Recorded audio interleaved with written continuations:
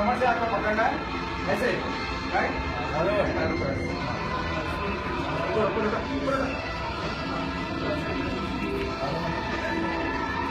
ठीक है, पकड़ के उठाना है,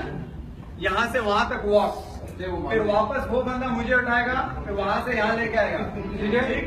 ग्रिप ये रहेगा आपका, ग्रिप ये है, ये राइट लेफ्ट, पैर हवा में रखिए आप, पैर हवा में, हाथ हवा में, हाथ हवा में, हाथ ऊपर, हाथ ऊपर, हाँ गुड, वॉक, वहाँ कोने तक जाना है, हाथ ऊपर, हाथ ऊपर, नीचे नहीं छोड़ना है, नी बेंड करो, बाजू नी बेंड करो, नी बेंड करो, हाथ ऊपर, हाथ ऊपर, हाथ ऊपर, हाथ ऊपर, नी थोड़ा बेंड करो, नी थोड़ा बेंड करो, वहाँ पे चेंज करके फिर आना है, उनके पीछे छोड़ो, इनके पीछे जाना है,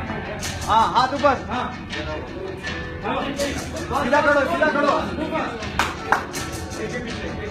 सीधा करो, हाँ good good good good good, सीधा, again again again again again, back again, रुकना नहीं है, come on, don't stop, back to back, fast fast, come on, रुको मत,